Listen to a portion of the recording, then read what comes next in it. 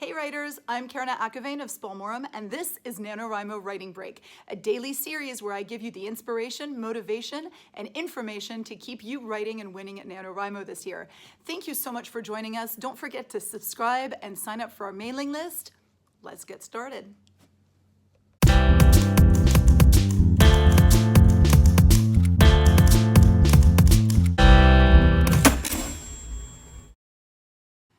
Hey writers, it is November 5th.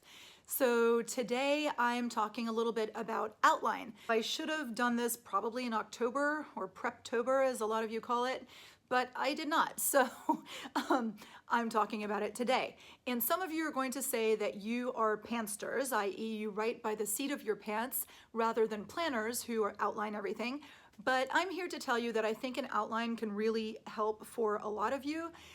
A lot of pansters admit that they kind of get stuck halfway through in that mushy middle of their book, and having an outline would really help them. And honestly, I'm one of those people who kind of takes a little bit from the philosophy of pansters and outliners, because I start my outline a little late, so I'm gonna go ahead and say that that was on purpose, even though it's more of something that I fell into by accident. But I like to write a little bit kind of stream of consciousness, write about my characters, write about some situations, and I find that that makes my outline a little bit easier to write. So first of all, why write an outline? So I said that it helps you to remember where your book is going.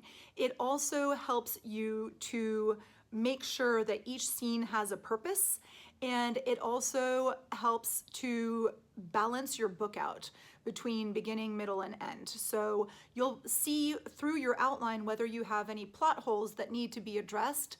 And I find that if I reread my outline before I start writing each day, I get very inspired and I can have a better plan.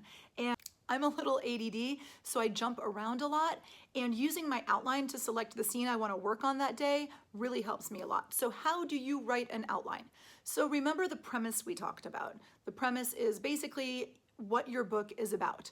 And then you elaborate that a little bit into plot, i.e., what is your book about? Where does your character need to go in their quest?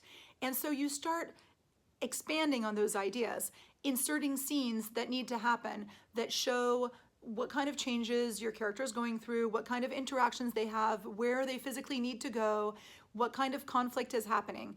And you just add those scenes together. Don't worry too much about the strict order, because sometimes when you're writing a book, you know that you have this scene, that scene, that scene. Like for example, in my book, I have a scene where my characters murder a Russian crime boss. And then I have another scene where they get these surfers to help them with something. I know it sounds crazy, but anyway, if I put all of those scenes into my outline, I can reorder them as needed pretty easily, and I'm still knowing where my book is going. However, if you hit a wall, which I do a lot when I'm writing an outline, I sometimes get super frustrated, and so it's a process that takes a few days to do.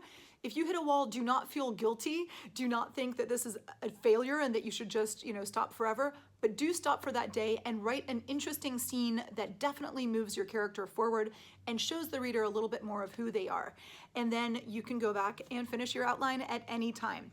So that's it for now. In terms of word count, I've slowed down a tiny bit because of the outline situation, so I know exactly that of which I speak.